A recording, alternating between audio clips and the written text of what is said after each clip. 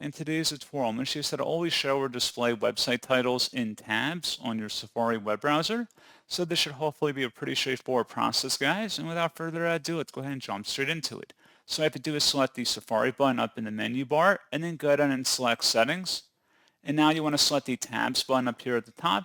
And then over here on the right side, you want to locate where it says underneath Appearance.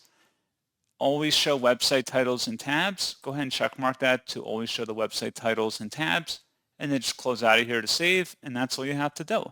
So pretty straightforward process, guys, and as always, thank you for watching. I do hope that was able to help you out, and I do look forward to catching you all in the next tutorial.